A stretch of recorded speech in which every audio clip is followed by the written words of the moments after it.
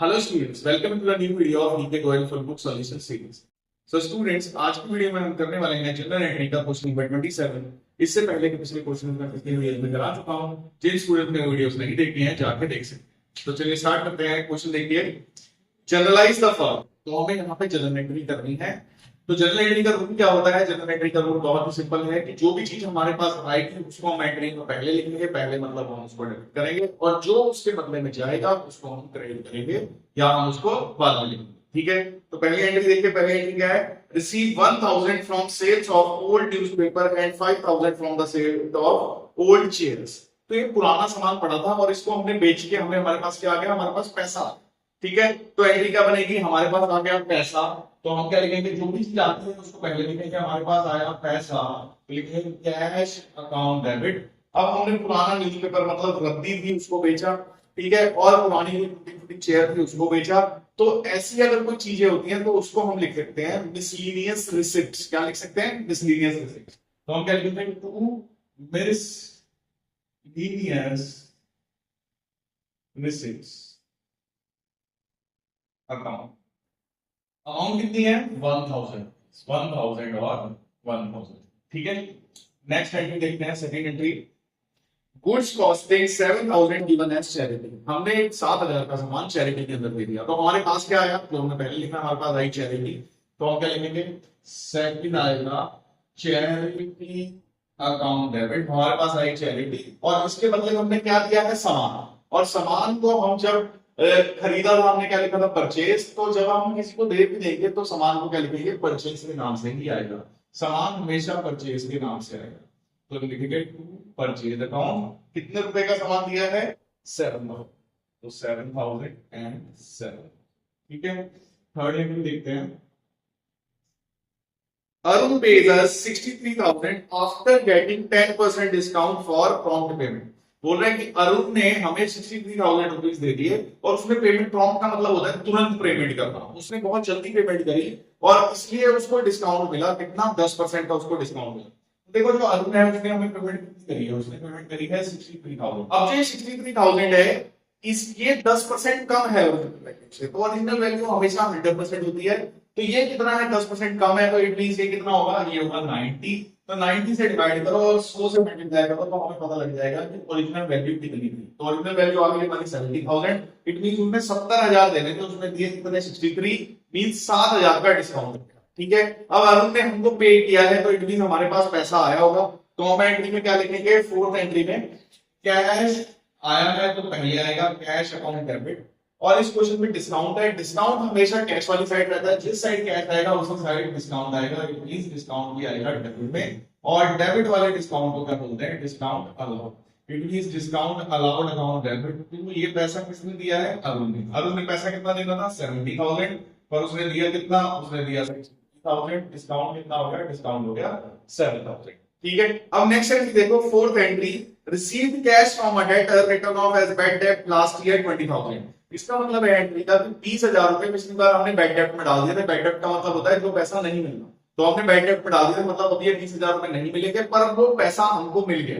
तो इसकी एंट्री क्या होगी? अब हमारे पास तो पैसा आ गया, तो जो किसी का आती है तो पहले लिखेंगे मींस हमारे पास आया कैश, तो हम लिखेंगे कैश अकाउंट डेबिट। और ये पैसा क्यों आया है उसकी वजह लिखने की दूसरी तरफ।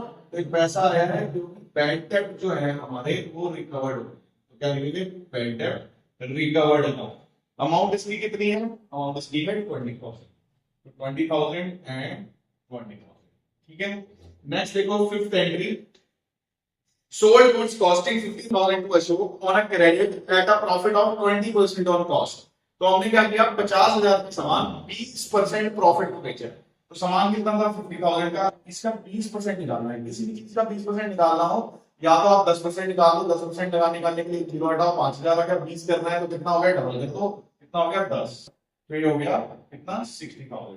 दूसरा मेथड है 20% निकालने का, 5 से डिवाइड करो। किसी भी चीज को 5 से डिवाइड करोगे तो 20% आ जाएगा। तो इतनी सामान जो हमने सेल किया है वो कितने का किया है? 60,000 का। और सामान किसको? अशोक को बेचा है उधार। तो हमारे पास पैसा तो आया नहीं। कौन आया हमारे पास? हमारे पास आया अशोक। तो एंट्री बनेगी अशोक डेबिट। जब नाम होता है उसके आगे अकाउंट नहीं लगाते हैं। तो ये अशोक को आया है सेल्स की वजह से। और सेल कितने की करी है? 60,000। 60,000 का।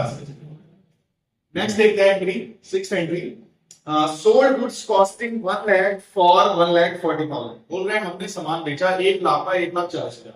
तो देखो जितने का सामान बेचा होता है हमें सिर्फ वही रिकॉर्ड करना होता है। तो सामान कितने का बेचा हमने, 1,40,000।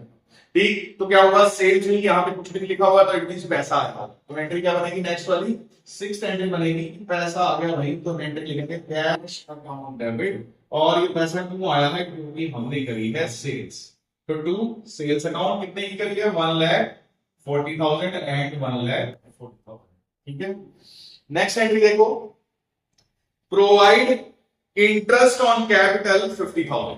अब देखो इंटरेस्ट ऑन कैपिटल क्या होता है, मैंने पिछली वीडियोस में बताया। इंटरेस्ट ऑन कैपिटल का मतलब होता है कि जो ओनर है वो हमको बोलता है कि भैया अगर मैं बिजनेस नहीं भी करता तो पैसा जो भी मैंने बिजनेस के अंदर लगाया है, अगर वो पैसा मैं बैंक के अंदर भी रखूं तो मुझे 6 से 7% या 8% एफडी का इंटरेस्ट मिल जाएगा।